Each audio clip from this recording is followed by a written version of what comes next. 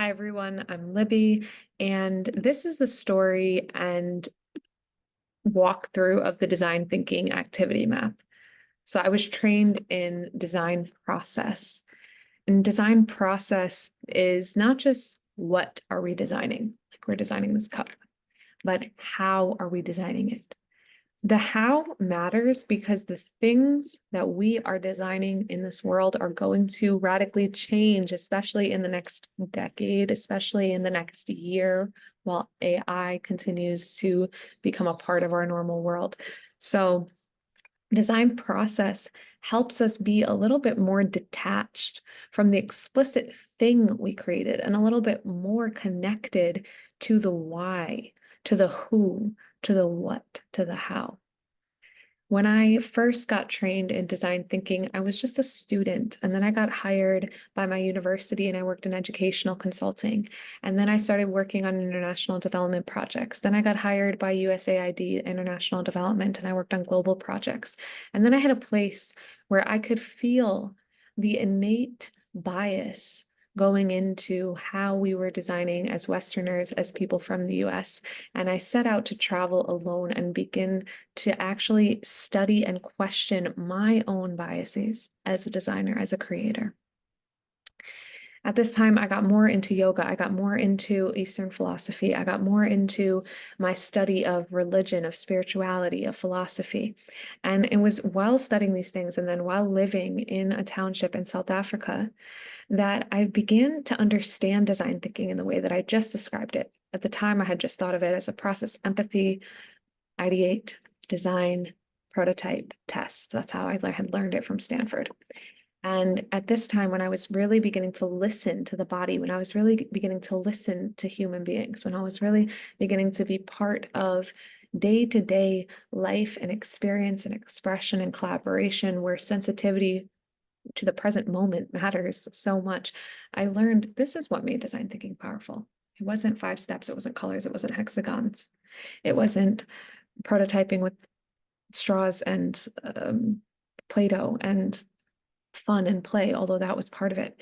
It was the process that allowed awareness to the present moment. It was this that led me to lead teams of people who were much older than me and who were experts in different areas and students of all different backgrounds, and be able to have effective and playful and joyful and deep workshops. It's because we were doing something where it didn't matter what level you came in at. We were, as best as we could, it didn't eliminate power dynamics, which continue to be a source of study outside of this, but it allowed for traditional power dynamics to be interrogated just by elevating the people we are designing for up into the expert seat. Today, I'm trained as a coach, and excuse me, I would echo again why design thinking is so impactful. In the space of coaching, we say, who is the expert? The coachee. And in the space of design, who is the expert? The person we're designing for. And then, of course, just like with education, when we actually teach, the student themselves is not the only expert. We also do have information that needs to be lifted. So the designer does have principles that help execute in a way that's more coherent with both the needs of the explicit thing being designed, but also the business needs as well. But we still work to elevate that person who is being designed for. And when I created the design thinking map, it was me having studied and been concerned about the financial needs, the actual project components, the design process, and then this kind of emergent evolutionary process. So even me as a designer, I hope that this model will continue to evolve, but I wanted to just pause in 2024, since this model continues to receive feedback, and share a little about why I created it in this way, how you can use it, and then know that if you're watching this later on, I have most likely continued to develop and work on these things from a different lens. So here's my intention for how to use this map. At the center, I put choice. Because the traditional design thinking model, it showed a linear process. I'm going to go ahead and pull this up. If you just Google search design thinking, what you'll get is a variation of models.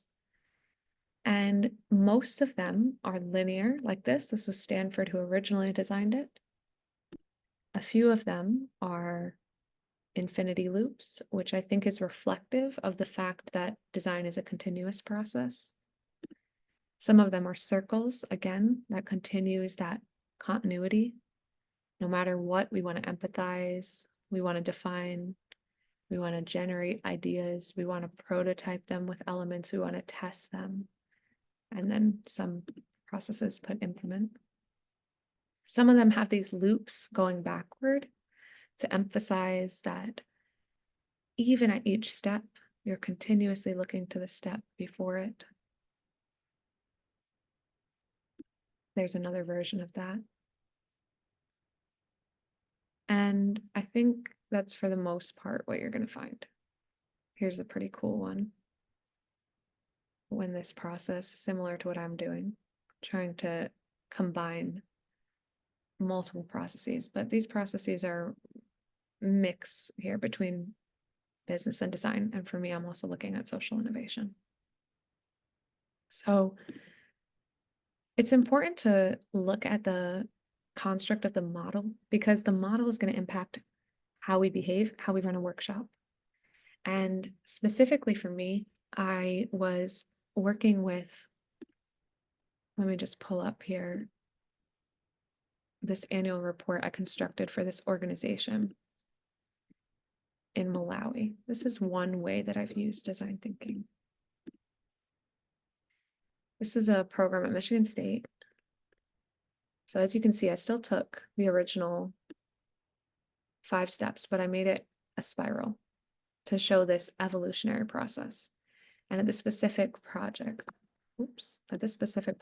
what we did was implement design thinking within an educational environment. And then we set that up at local institutions around Uganda, and then also in different parts of the African continent. And so the theory of change of this project was to implement design thinking. And like I said, design thinking breaks down hierarchies. So to actually break down hierarchies within the state, within this university setting, by connecting community members, students, administration, faculty and administration. So there's 4 layers of breakdown. And then also create collaboration across, that's the local innovation, learning across institutions and systems change. And then here's examples of student in this report. This is an older one, sorry. This is, the exploration of the explicit projects that people were doing. So that's when I say the model matters, it matters because are we just doing tech products? Are we just doing products in little consulting firms? Are we also trying to use design thinking to solve larger problems in the institutions that we're in? And please, God, may we do that because we are very, very adjusted to old ways of doing things. And design thinking brings play, it brings joy, it brings excitement. So here, in my model, you're going to see that, yes, it's circular. But outside of it being circular, and I'll get into where are the 5 hexagons in this. Outside of it being circular, there's choice at the center. And that's because as I did my global work and as I did get out of US-centric thinking as best as I could, I can't help that I'm born and raised in Queens, New York, and raised in the Midwest. But as I got out of Western thinking as best as I could and continued to study philosophy, I understood the importance of human choice in the things that we do. We are at a revolutionary time in history where we have extraordinary power to create and destroy life. And I personally I'm not interested in applying design methods, design thinking, design process, and the depths and breadth of my creativity in this short lifetime I have on moving furniture around on a crashing ship. Sorry that I don't know the author who spoke about how we treat climate change. I'm not interested in redesigning a coffee maker at a time when basic human rights are not being met. I'm not interested in redesigning the clothing that people are wearing when we have not even thought about how to treat the animals that we are getting the clothing from. So the very interesting question of our world right now is where we put our energy and our time as designers, as innovators, as business people, as creators, as educators. And just because there's problems of scarcity in the world doesn't mean that we stop designing things for greater thriving. But we do have to grapple with it. We do have to deeply, deeply, deeply grapple with why we are spending the time that we are spending on the things we are spending it.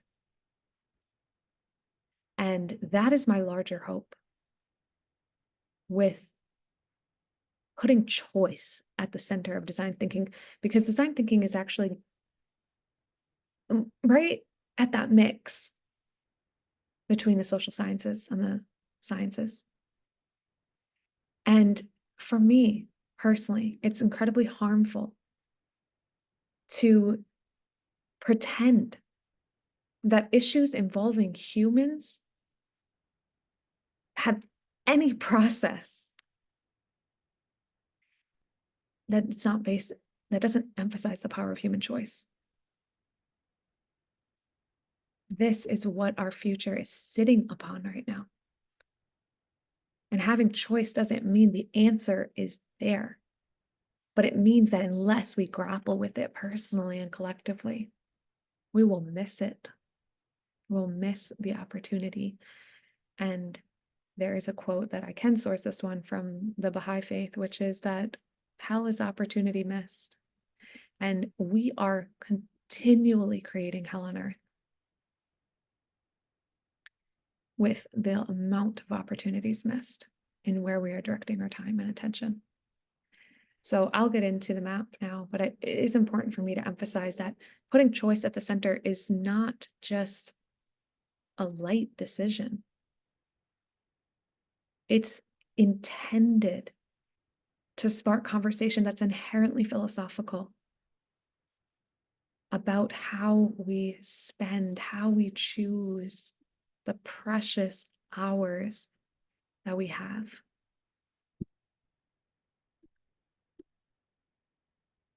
Now, beyond that, the next thing I want to point to is these 3 stages. So as you saw in original design thinking, there's 5 things. Empathize, understand the person who you are working with, define the problem, ideate solutions, prototype those solutions, use real materials, and test. Actually see what it's like in the real world. But what I found as someone who was then working on larger scaled projects is empathy is not really the first step, right? Alone. Empathy without vision is shallow.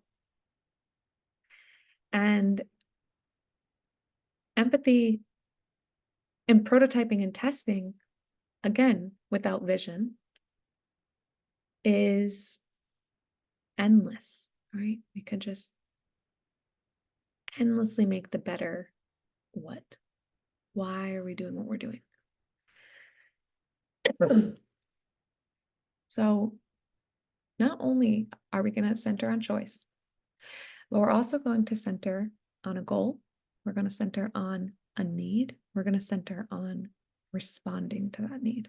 And I use the word response because response could be a service, response could be a prototype, response could be, sorry, a prototype, obviously, a service, a product. It could be a AI human combination that we don't know. And then the next thing, so first choice, second, 3 layers of process, and these will be continuous, because when we understand the goal, when we understand the need, when we understand the response, then we'll end up producing something. We want to actually produce a plan. We don't have to follow the plan perfectly, but what's the plan? We want it when there's a need, we want to actually produce the problem statement. What do we actually see as the root cause of this? And when we respond, we want to actually produce a prototype. We want to actually have something where we can look back and say, did that work or not? Because whether or not the prototype worked does not mean the strategy was wrong. It does not mean the problem was falsely assessed, but it does mean this prototype isn't it. But it also might mean this strategy's off. It also might mean this goal, this vision's off. It also might mean this problem statement's off, but it's not always. So these 3 areas are where we're going to need to work within. And then the next thing here is these kind of 6 headers. So within goal, now in a lot of design thinking models, they weren't present when I had just looked it up, but there's also the convergence and divergence. So, or divergence going big, convergence coming down. So this convergence and divergence is playing out here in each of the 3 aims. So within goal, we have assess. We actually want to see, we want awareness, we want to see what's going on. And then we have strategize. And then I'll go into the activities within in a moment. Within the need or the problem, we first have observe, look, see. And let me just differentiate for a moment, because observe and assess are similar. But with goal, what funds do we actually have? What time do we have? What energy? What human resources? Then, once you actually know the bounds of the project,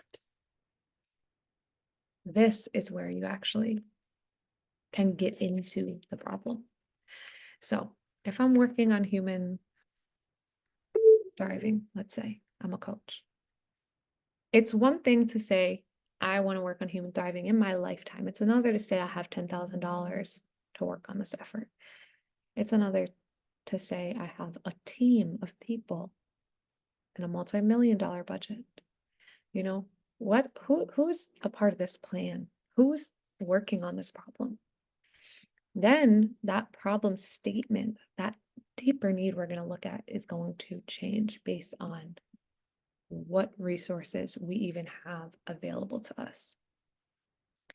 And then when we start working on the problem statement, now we're going to, just like the assess previously, now we're going to work on the observe. Now we're going to work on the understanding, but now from the human level. It's one thing, again, to observe, to assess the problem given the resources, another entirely to get to know the actual people we are trying to work with. And we want to connect. Connection will change the choices that we make. Connection takes this hypothetical idea that's out here and into the human. And then with prototyping. So let's again go with human thriving. Very big abstract goal, I understand, but I'll just use it since I'm developing a coaching business. My goal, my strategy is to develop a coaching business. At the moment, 1-person coaching business, 10K a month, right? I want to assess. I'm starting with a budget of 0, but I'm strategizing. I've been trained in this. I've been trained in multiple coaching programs. I'm bringing my embodiment and my creative background. I'm also seeing a need that exists in the world. I'll go into some of the smaller things here, but for me, it's become a little bit intuitive to think in this way. So I'll go into some of those activities in a moment. I just want to name like how me as someone who was working in design ended up in coaching 6 years later.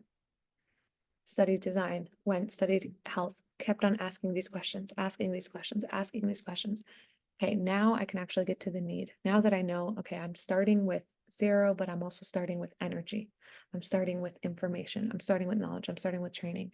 Now I can actually get into my need. What is my need? Who are the people who are suffering in the way that I want to address as I work on creative embodiment, as I work on helping people get connected to their most creative quality of being and leadership? And for me, that problem statement is individual and collective. There's barriers within the human. I'm trained in somatic healing. I'm trained in holistic love, relationship, sexuality healing. So I know there's internal barriers. Creativity is very connected with sexuality. That's why I studied sexuality, to try to actually remove some of the blocks and work on the blocks that people have fundamentally about who they are. But also it's about attention. And so I also took my background in user experience, and I'm studying digital consciousness. I'm studying thriving. I study meditation. I want to help people reconnect to the internal barriers to attention and the external barriers of having tech companies recklessly thwart attention. And then finally, I'm also working on financial change, because how can you grow if you don't have physical resources? And people do it, but we know that resources help to a certain degree. And I believe it's a huge limitation, our scarcity thinking as humans. So my need kept on growing, kept on growing, kept on growing. My problem statement stayed still in human thriving, but it also kept on growing as I assessed all of these things. We'll get to those in a minute. So now what does a prototype look like? Well, now it doesn't matter that I know that the tech companies are hacking into our minds. It matters that people are overwhelmed. And if I just start approaching things from the space of like, let me just go give every friend that I have Johann Hari's book, Stolen Focus, and get everyone signed up for Anastasia, long Russian last name. She's the woman who runs Consciously Digital in the UK. Let me get everyone signed up for her course, which I do want people to do. What I'm doing is I'm adding more and more and more. And I would actually miss that the exact people I'm trying to work with are in a state of overwhelm. So now the things I can design, the things I can prototype, rather than them coming from my desire to get people to grasp human thriving on a cognitive level, I can actually start from where they are at this state of overwhelm. And I can start saying, what's a very, very simple thing that I could do to help make it easier? At the same time, I can also, like right now, where I don't have any background right now, I don't have any budget for Elegance Lab as I get started. I'm taking a break. Coaching is my main thing. But I can prototype and make this video. And I can hope and pray that we'll have a larger budget and people to edit the fuck out of my speaking. And that I, can definitely make a more concise, more elegant, more beautiful version of this. But also, given that I've known that this map has continued to offer people value for 4 years since I posted it, and I haven't had the time to do it, today, this is a small prototype I can make, and then I can learn. I can see how the feedback comes out. I can actually start coaching people and offering design thinking workshops again, and then come back and relearn and edit this. But right now, it's a start. I let it be a start. And that will bring me back to the goal. That will bring me back to the strategy plan when the next set of resources arrive. But I'm no longer waiting for the resources. I want to just make eye contact for a moment, because I'm surrounded right now in my coaching program by people who are well resourced. In the last 7 months, I have had a budget of 0. And I'm surrounded by people who already had businesses, or who had husbands who paid for their program, or who had. And yet I was capable of getting the ball rolling because I had this background of just start and let it grow. And it's not a matter of just as in you're ready and let go emotionally, because it is emotional, and there is fear involved, and there is challenge involved, and there are stakes involved. But it's learning how to navigate where the stakes are and really grasp where the impact is, and know that the impact doesn't get bigger because I get more resources. The impact and quality of my work doesn't get bigger because I have more resources. The impact is there when I'm connected to why I'm doing what I'm doing. The quality of the work can improve, when I have more resources. But the quality of who I am, that's the daily work I do now. And this is why I'm really working on combining embodiment work, coaching work, mental work with creative work, because they are completely interlooped. If you'd like to work on creative embodiment, you can message me about that personally. All right, let's run through these 45 activities. All that just to get here.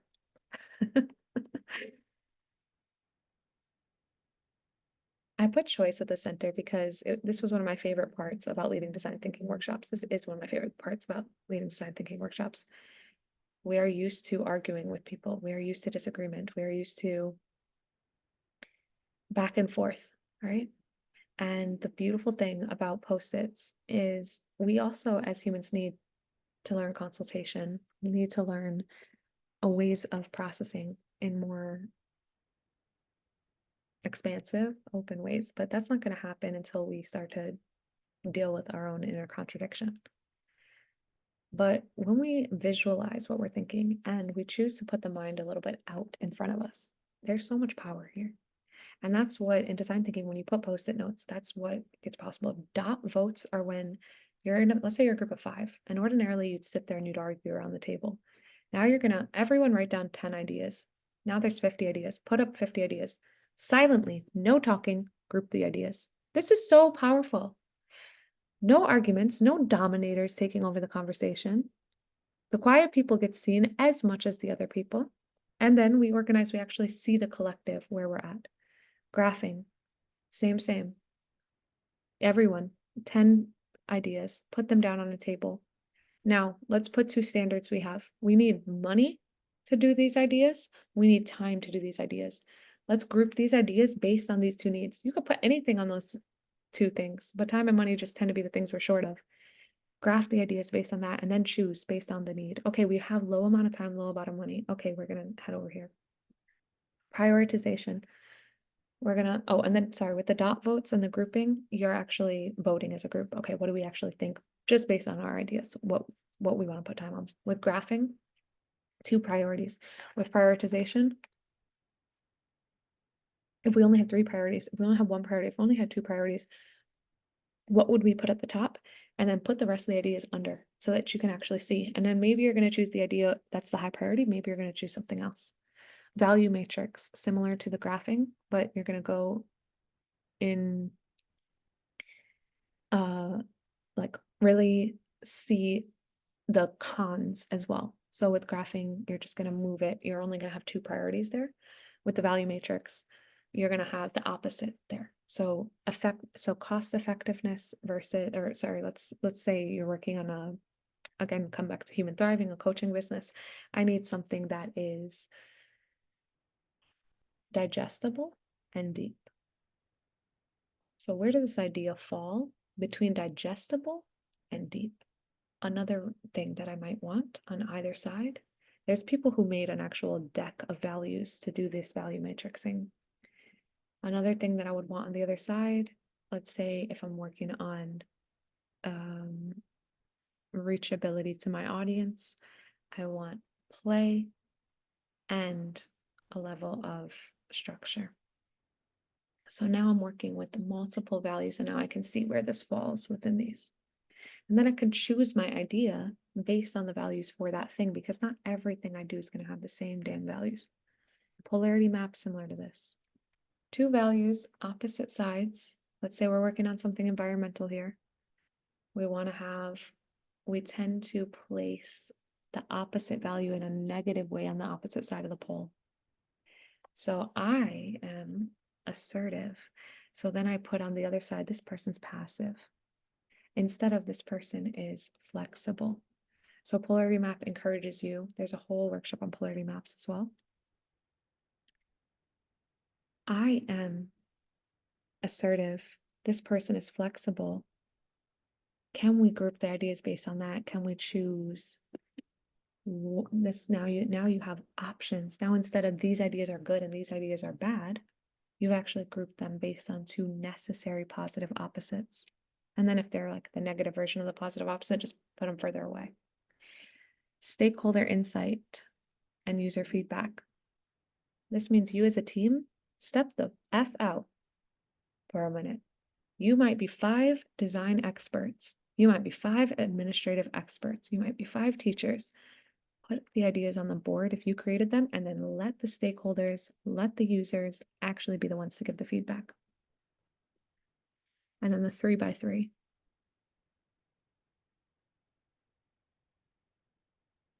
Immediate, short, let's go on the base first. Immediate, short, and long term. How immediate can I make this solution? How long is it going to take?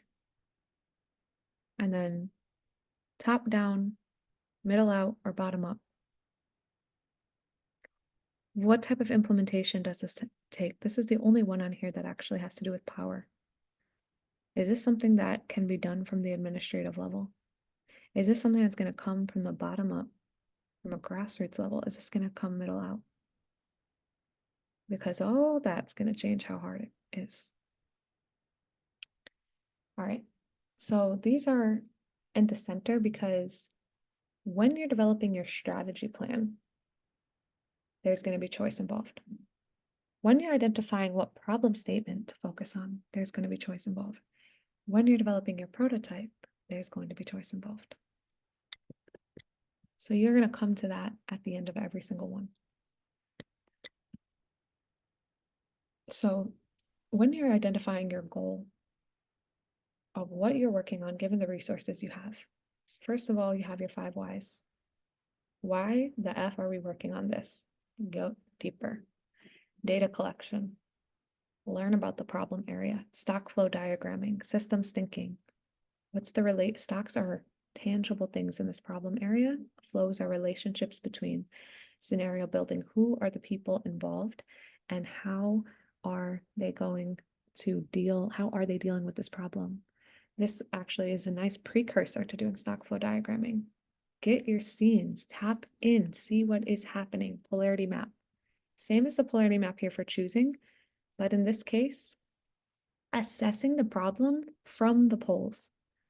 The problem, the need is going to look different depending on what pole you're approaching with. If you're approaching with the level of liberalism versus conservatism, different way of approaching it. Can you look at the issue with 2 positive opposites and see what is coming forth based on those needs? Vicious circle and virtuous circle. What cycles are happening here in a way that is downward spiraling or upward spiraling? A sympathy map. In design thinking, we use an empathy map. I say a sympathy map, even though sympathy tends to get looked down upon. Empathy, you're getting right there in there with the person. Sympathy map, we can also call this compassion map, but I do call it sympathy map because it's about struggle. We all wish we had unlimited opportunity to work on the things we want. But the reality is there are priorities that are not always our direct priorities that we have to take into account. There are incentives channeling us one way or another. Can we be aware of those? There are beliefs that are impacting how we're showing up in this problem. There are behaviors that are impacting how we're showing up in this space. Can we surface some of this so that we can see our own biases? And there's sympathy there because there's pain in this. There is 100% pain in the priorities, in the longer term priorities, perhaps being different than what the priorities that you would want are, which goes to ends versus means. What is an end that we're working on? What is a means long term, later, and now?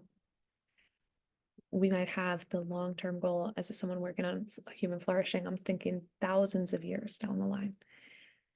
I have the courage to do certain things because I'm looking at what is it going to look like on Earth, even though I'm not going to be able to imagine it. What is it going to look on Earth in several thousand years?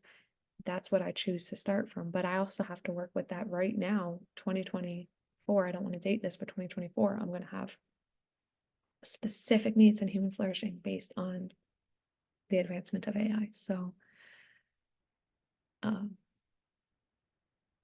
you choose what your funding is, what your budget is, what your availability is. the business model canvas. Now we get a little bit more businessy on the strategy side. Now we're starting to get more into the financials. So we started with just like the general problem space, the general need. Now we're moving more into the financials.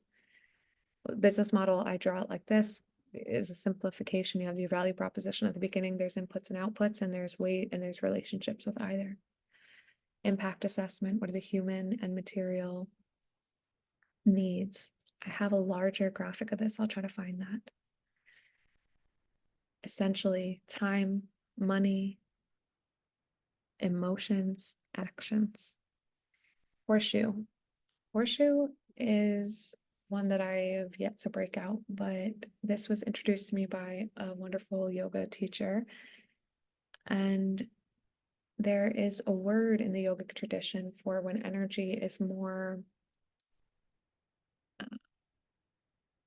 like stagnant versus overactive. Overactive is rajas and stagnant is tamas, and then sattva is when it's at peace. And this person taught me to think about these two poles, these two sides of a magnet. On the one hand, rajas, this rest, or tamas, this rest state, it looks like the same thing as sattva, the peace state, but it's actually the lethargic. And rajas looks like it's out here, but what we need this discernment to see. So I have rajas as the activity. This is the place where we're acting. And then equilibrium is the sattva, is the peace. Inertia is the tamas, is that it has not actualized. So are the barriers more that we're in an overactive state, that we're in an underactive state, inertia, dormancy, or have we found some type of equilibrium? And then, of course, since this is a problem we're working on, it's likely that we are definitely not in equilibrium. We're also set in a world context that doesn't really value equilibrium right now. So that's goes back to our sympathy map. Double feedback loop. We want to be collecting, learning, and we actually want to be applying those loops. Feedback loops. Single feedback loop is we're getting information that we're just learning in the research lab, blah, blah, blah, blah, blah. Other feedback loop, applying in the real world, getting feedback, blah, blah, blah. We want to be doing both. We're doing the research, we're applying, and we're growing and learning. Finally, SMART goals, actually getting specific. So as you can see, if we were to just jump into design, you can see my issue here of how ridiculous design thinking is as anything radical. Design thinking has no possibility of being radical. And I have no problem saying that. I'm years out of choosing to be a designer because of my sympathy that the priorities are wildly misaligned with the needs of our day. Imagine learning design thinking, actually thinking you're going to better the world, and all you're freaking doing is talking to people given the resources that you've been given, but the basic structure, the basic organization of resources stays the exact same. No. My additional map in the future would also include much more reassessment of hierarchy. But for now, if you take away one thing, know that the quality of the design, the quality of the radicalness of the design is going to depend upon how you allocate those resources.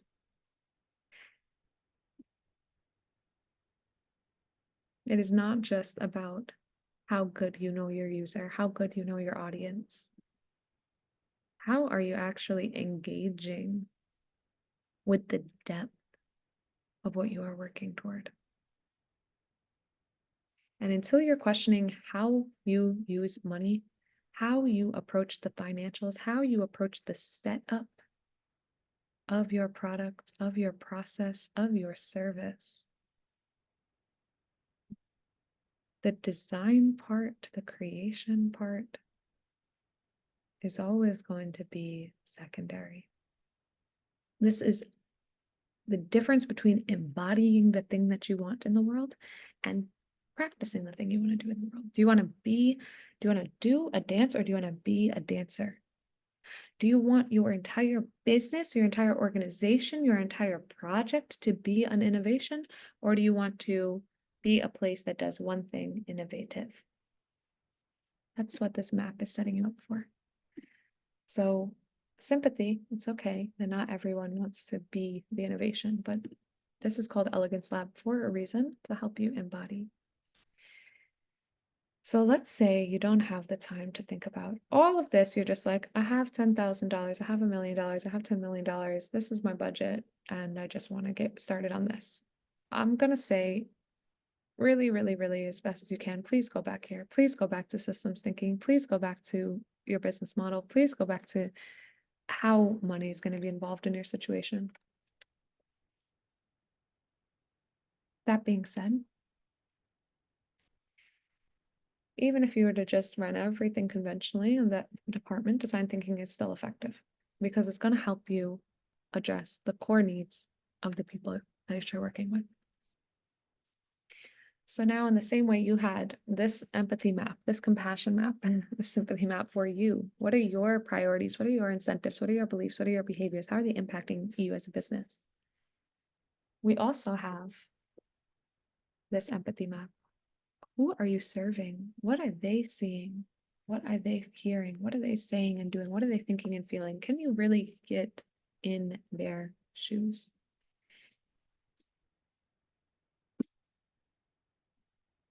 Animals.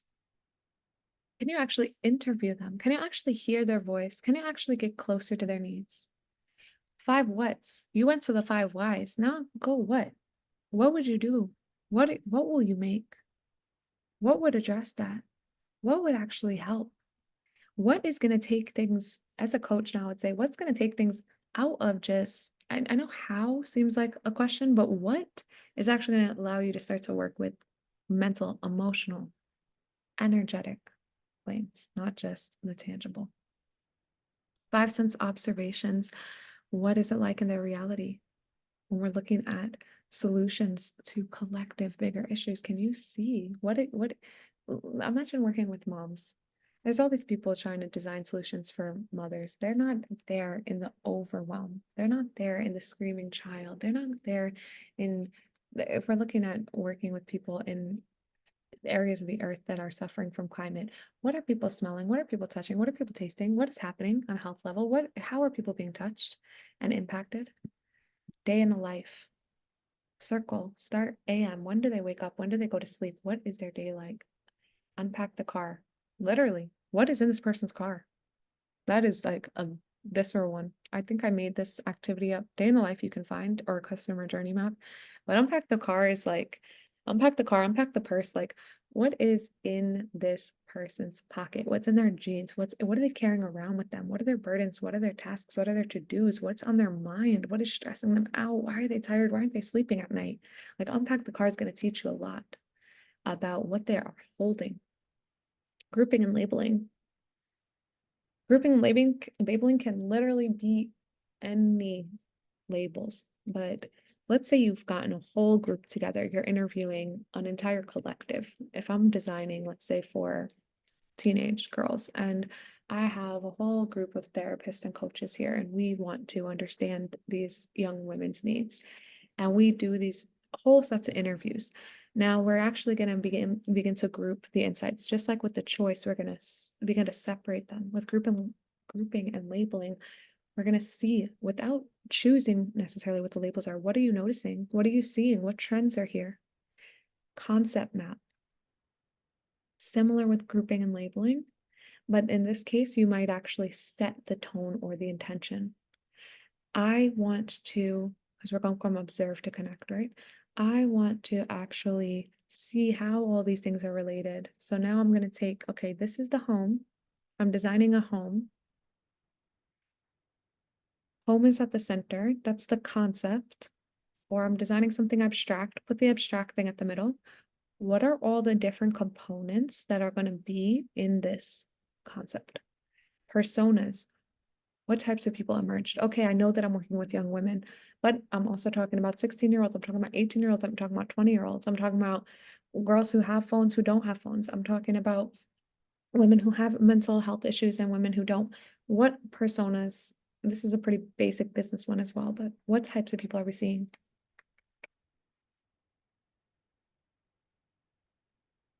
Water break. I haven't talked about this stuff in years, but I led a workshop today on creative embodiment, so it encouraged me to get back out here. Iceberg, events, patterns, structures, values. The iceberg, classic systems thinking event, classic systems thinking tool. Not just what are you seeing happening for this person, but what patterns are happening underneath, what structures have created those patterns, what values. The iceberg really could go over in the initial category, but the iceberg is not, yeah, it definitely could go there, but I put it here because it's a very, very deep activity, and you might not have the capacity to like go all the way into values over there. But I would say you should be evaluating your values when you're doing a need statement. How might we? This is a pretty basic one. Who's the user? What's their behavior? Where are they?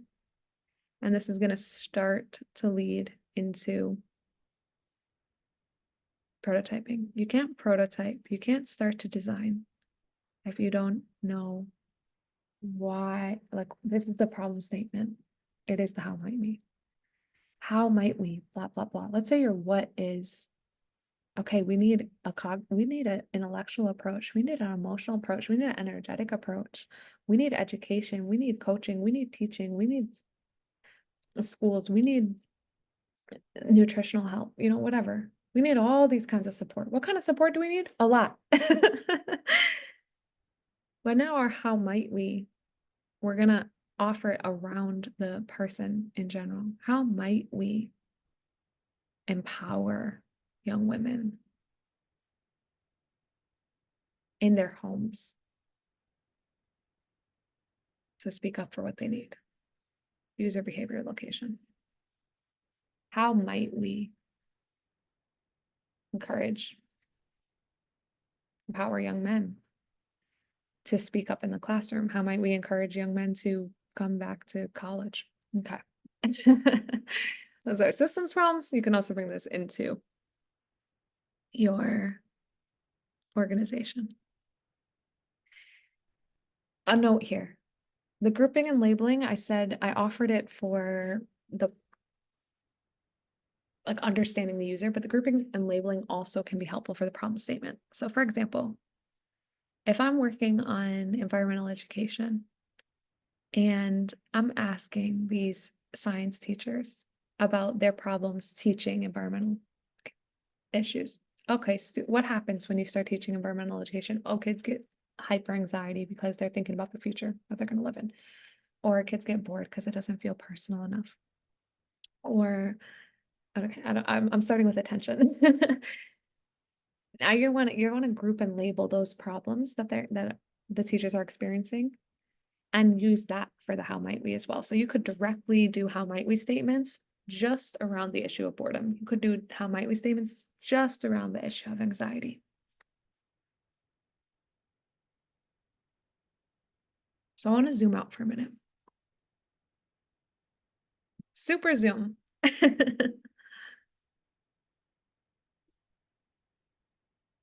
I like all my designs to have a small and big effect. If this was tiny, could you still know what we're doing? If you only could remember the circle, would you remember what we're doing? Can you choose? Step 1, human choice matters. Step 2, 3 parts, goal, need, response. Step 3, if you only produce one thing, strategy plan, problem statement, prototype. Step 4, go deeper. What are the resources? Goal is wealth. Goal is physical resources. Understanding the problem, understanding what's available, understanding context. Now, need is when design thinking enters. Now prototype, here's your lean, here's your agile, here's the end of design thinking.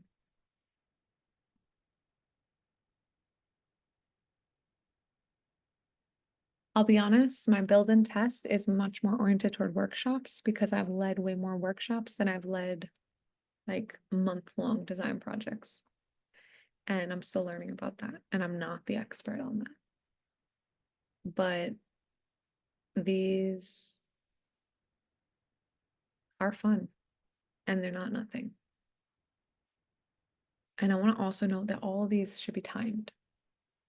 A really key thing with design thinking is time constraints.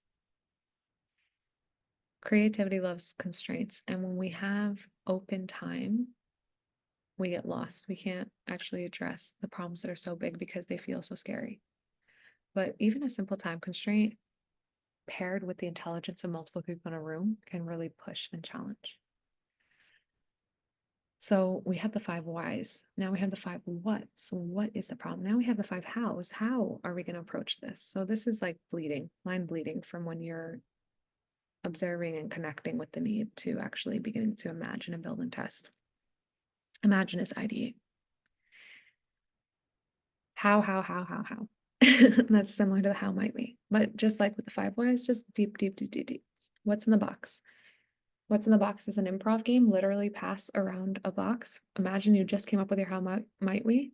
How might we make a more usable water bottle? Improvisation, pass around a box, have each person pull out the thing and be like, I found this water bottle that has a really thick straw so that you can drink smoothies out of it. Whatever. This is better for products, but I think you could also do a version of it for services. Infinity uses. This is a great warm-up activity. Paperclip, straw, basic item, doesn't matter. Have small teams. What are all the uses of this thing?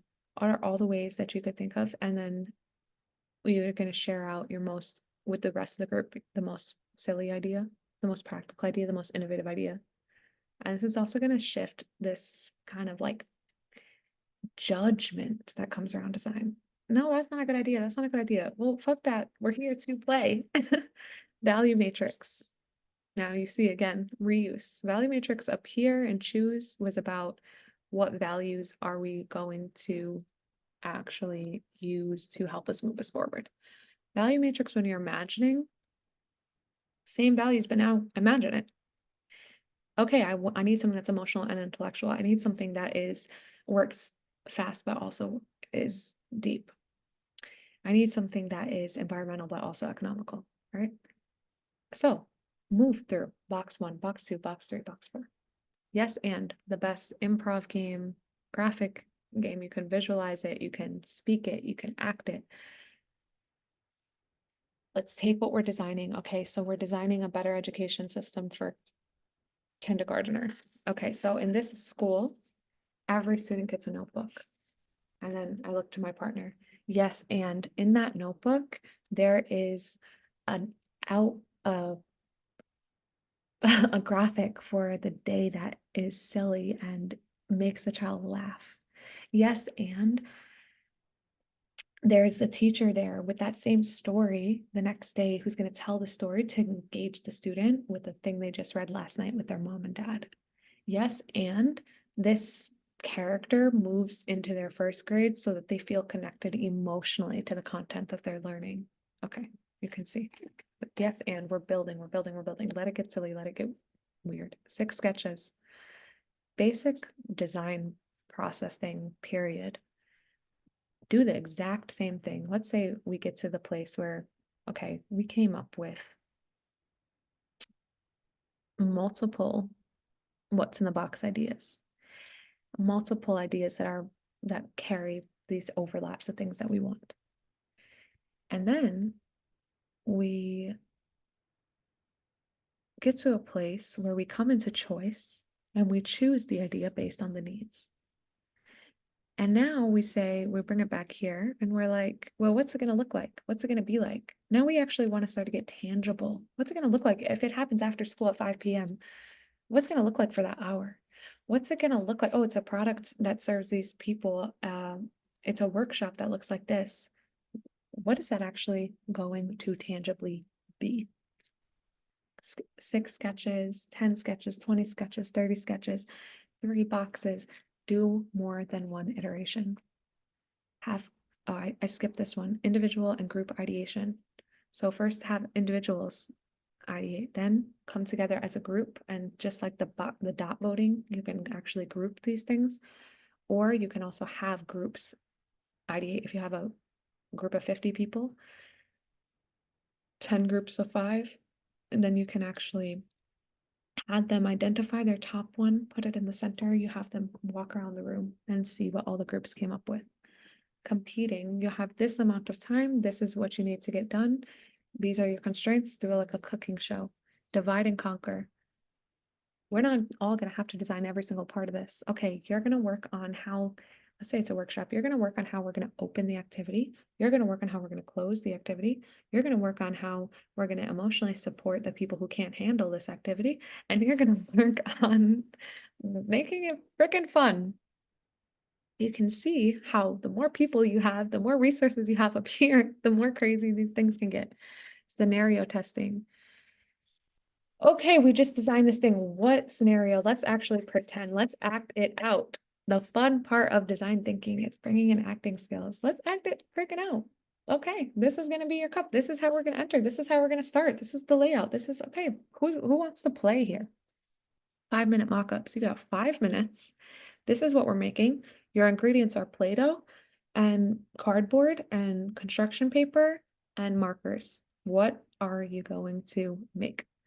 Literally 5 minutes. This is because we sometimes will wait weeks to even do one thing. You know what? You cannot see the function of something if you wait. Silent feedback. Put it up on the board again. Let's negate the people who always have something to say. Put the things up on the board. Silently write down feedback and submit it. Let it be anonymous because feedback is incredibly important. I actually didn't put normal feedback on here.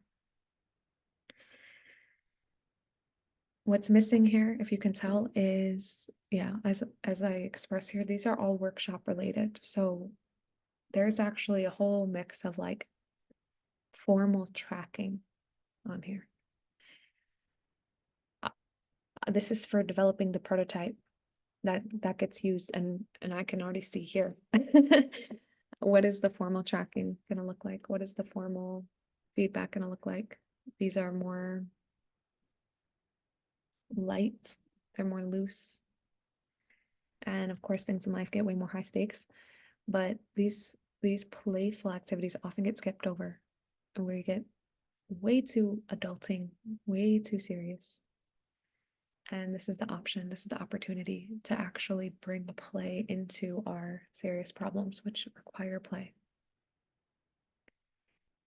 And one other thing with choice.